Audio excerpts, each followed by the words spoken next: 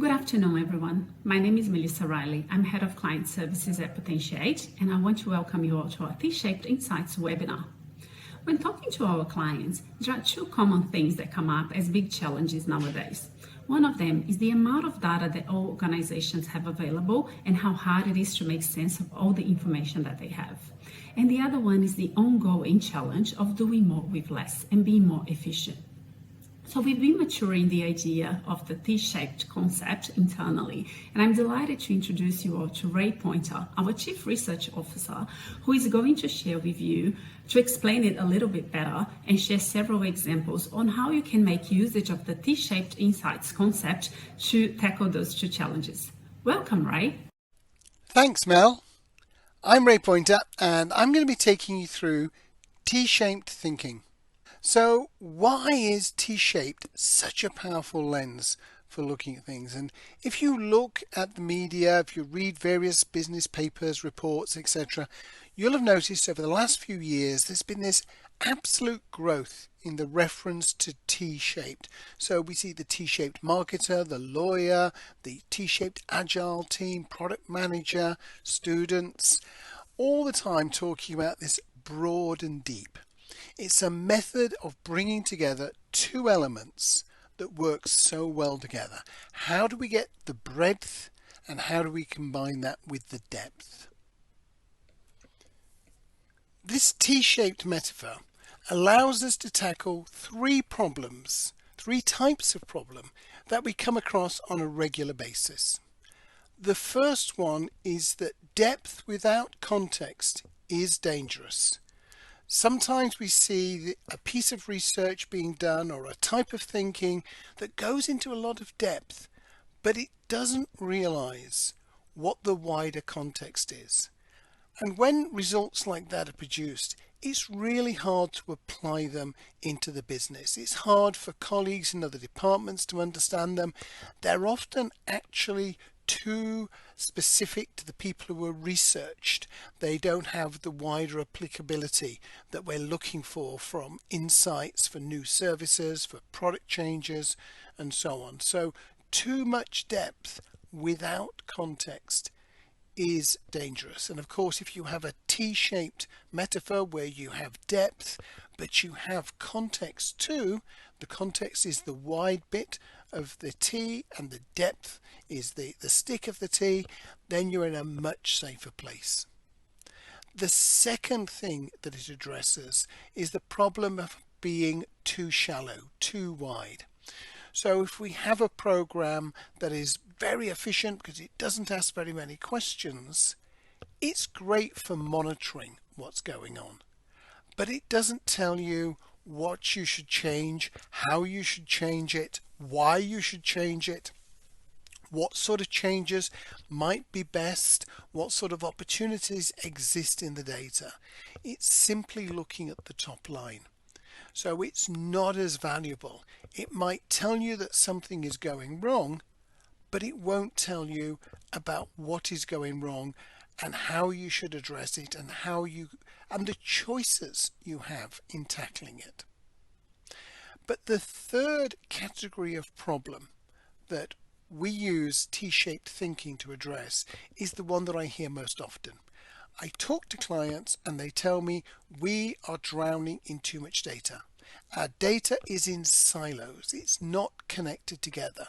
It has different levels of granularity, different time lags, different formats. How can we pull this together?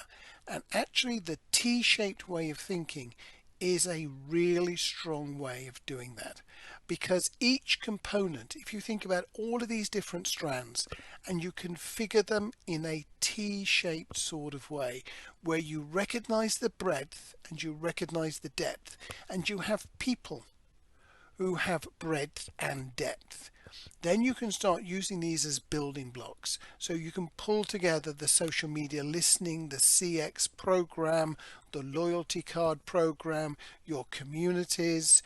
You can bring in the depth techniques of agile qual, of ethnography, people using their smartphone in all sorts of clever ways to build those components together using T-shaped units, which give you breadth and depth in a way that is much more structured and enables you to deliver value and action for the organization.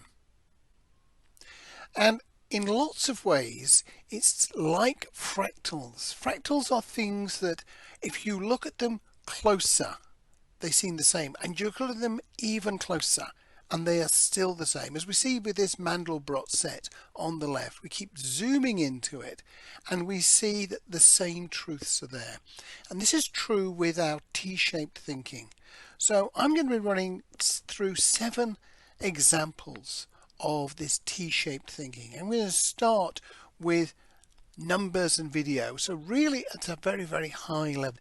And then we're going to zoom in and we're going to look at CX and Agile Qual, and then CX and communities. We're going to look at big data and communities, and then we're going to change our lens and look at snapshots, one-off ad hoc studies, and longitudinal. We're going to look at dashboards and how we drill down to find out more information. And of course, we're going to look at T-shaped employees, the employees of the future, because all the time we're looking for answers with a context. It's not good enough just to know that 42 is the answer. We need to know what is the context, what was the question. So let's take the first of those, numbers and video. So we're all familiar with survey data. And survey data will often tell us lots and lots of information about what is going on. But it won't always tell us the really human detail. Smartphones allow us to capture videos that can access that human detail. And even better, we collect survey data, we understand mathematically what is going on, but we need to communicate that to people in the business. And smartphone videos, which give us the depth of human understanding, are so much more powerful. So when we do a new product test and the numbers say it doesn't work very well, the end client, the end user of that information might be skeptical about the numbers. But if they see 3 or 4 videos of people failing to understand how to use the new product, or failing to utilize the new product, or talking about how the new product had disappointed them, they will suddenly understand much more about what is going on. So that is the breadth of the survey data combined with the depth of the smartphone video to create the first of our T's. The second of our T's is CX and Agile Qual. So CX programs are fantastic. They get a great breadth of information. They might have thousands or tens of thousands or hundreds of thousands, occasionally even millions of people supplying information about the service they've received and the experience they've had with the product or the service. But they're not very deep. And what we have been doing with our CX programs is when we find a specific type of problem where it's not obvious why it's going wrong, we have been engaging in Agile Qual, where we've recruited people to talk about the experience, where we've sat and watched them going through the experience, where we've used online tools to understand what's going on, to get the depth that says, right, what we need to change is this. We are meeting maybe the protocols. Maybe we're doing exactly what the KPIs tell us we should be doing. But what we've discovered is that is not always what is needed. And Agile Qual allows you to get in really quickly, really deep, and tell you what extra you need to do. The third T is still with CX, but now we're going to work with communities, because with communities we know that we can dig deeper. We can bring in some longitudinal analysis, we can bring in some qualitative analysis, we can bring in additional surveys to ask those extra questions. We can see that something is happening in the CX program. There is a particular persona type that is not being well suited by the service we're providing, we want to find out how can we change that service? How can we produce some actionable findings that will allow us to change the benchmark, to change the level of acceptability and delight and a positive experience amongst people. And again, we're taking the breadth of the CX program and we're adding to it the depth of a community program to get that sort of combination of information. Now, many of you will remember that we talked about T-shaped insights in the early part of last year, and at that time we were really focusing on CX programs and communities, and we pioneered the use of communities in the context of CX programs and CX programs in the context of communities because they seem to us like such a natural fit. And we've got two reasons to believe we were on the right track. The first is that we have now successfully done this with several clients and it has produced additional benefits. 1 + 1 has equaled 3 or even more. And the other thing that's making us more confident is we're seeing a number of other vendors following us into this method of working and starting to promote a T-shaped approach where they're combining CX programs and communities. So that makes us feel really happy that yes, we are in the right direction. It means that we are saying the right thing to our customers and we're giving them at least a year or 2 years head start on their competitors, which is very rewarding. The next one we're going to talk about still uses communities, but it combines it with big data. What do I mean by big data? It might be social media data. It might be transactional data. It could be loyalty card data. Really, really large amounts of information, but not deep. They don't talk about the why and the what if and how could we improve this. So we can use communities with that, and increasingly what we're doing is we're tying big data to communities together. So we can find examples of people who are exhibiting exactly the phenomenon that we're interested in from their big data, and then engage them from the communities to have discussions, ongoing projects, feedback over time, or we can use Agile Qual with those community members to get the depth. All the time we're looking at how can we combine breadth and depth to answer the questions more fully. The fifth one I want to talk about is the difference between single pictures and longitudinal information. Whenever you take a single picture, so you talk to somebody and they are not happy with the service they've just had. Are they somebody who is often not happy? Or are they somebody who is usually happy and we have let them down? We can't easily tell that from a snapshot. We can if we start collecting longitudinal information. That is why longitudinal information gives you so much more depth. You can look at the history of your relationship with this person over time and say, what are we doing now? How is it working? So when you first start on a program, obviously you need snapshots. That's all that's available to you. But the more you can build information from the same people to see how those people change over time, the more you will be able to come up with solutions that actually make a difference. You'll be able to target the right groups of users, the right personas, to make sure that you're delivering outcomes that you want. The sixth of our 7 T's is combining dashboards and drilling down.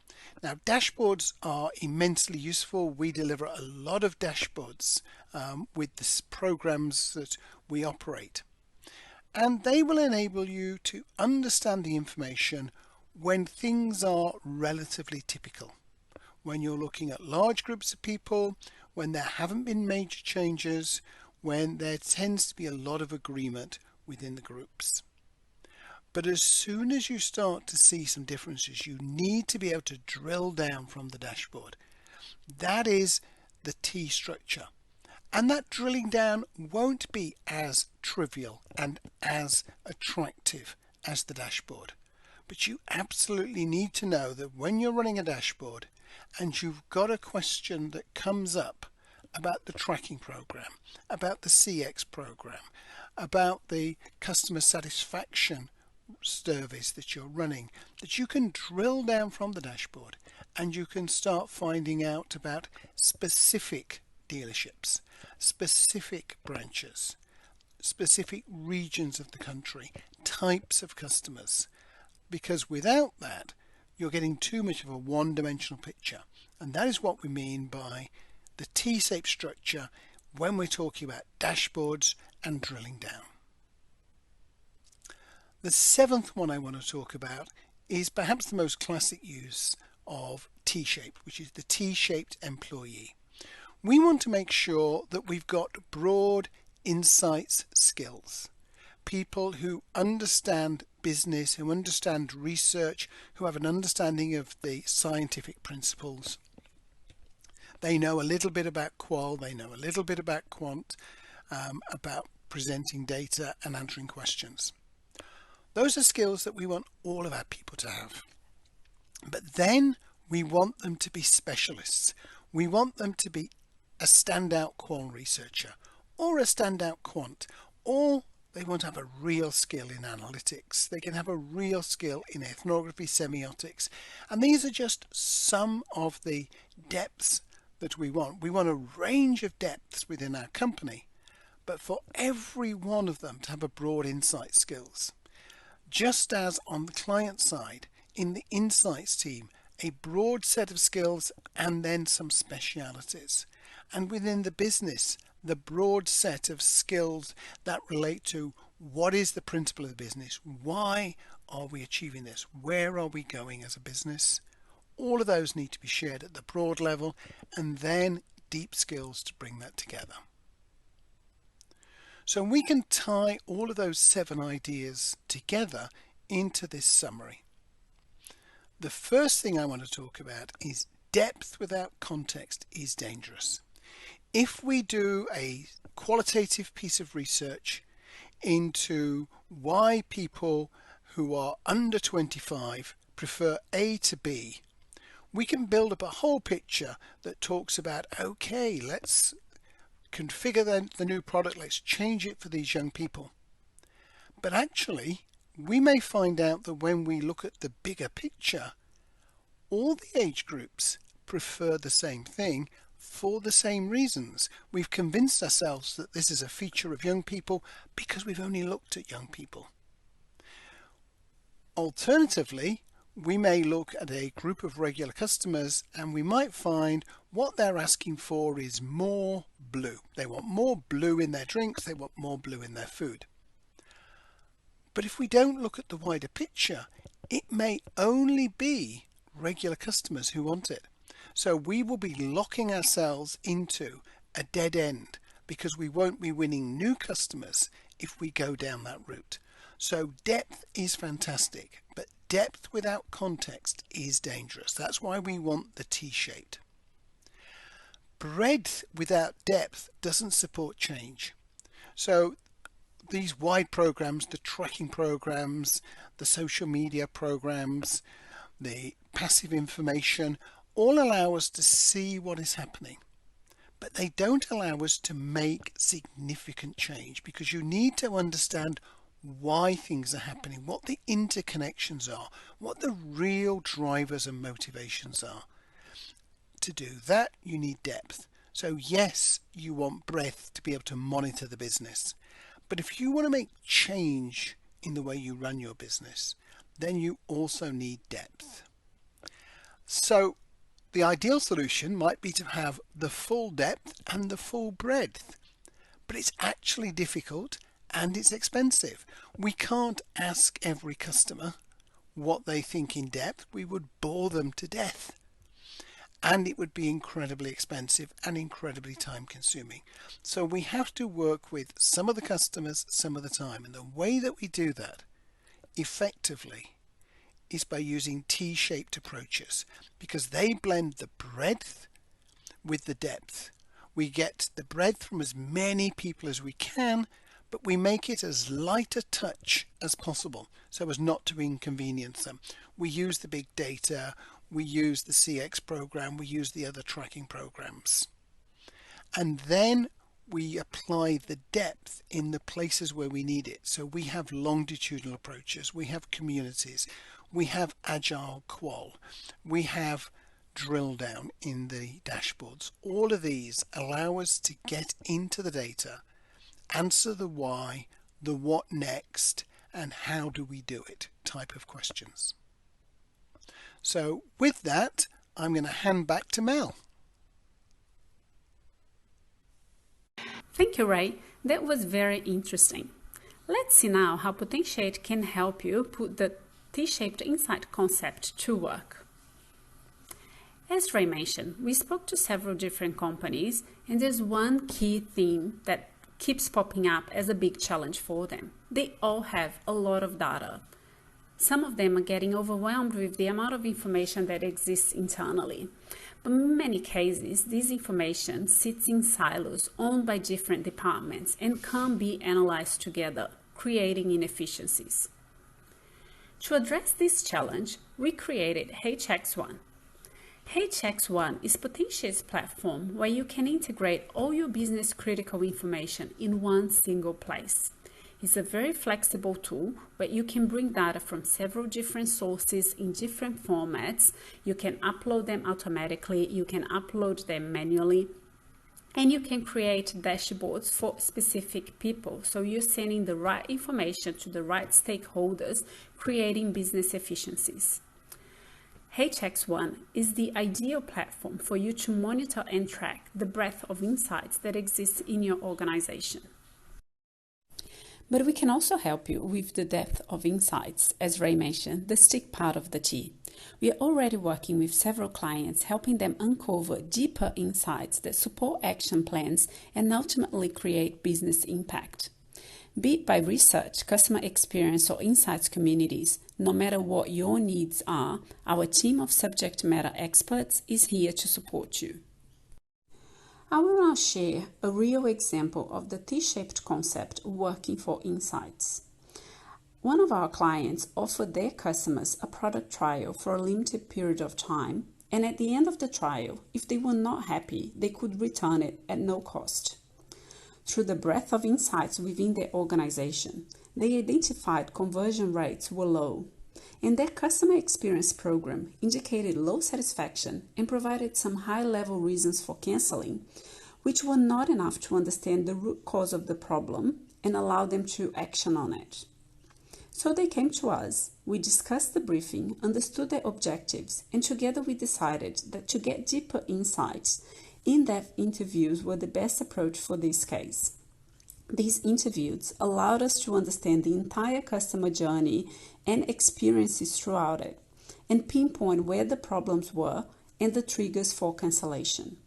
With this in hand, the client was able to create an action plan with some quick wins and some more complex problems that now they knew needed to be addressed.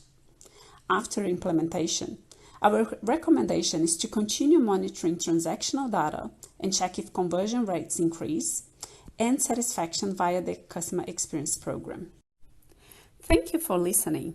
Now we are going to move into the live Q&A session.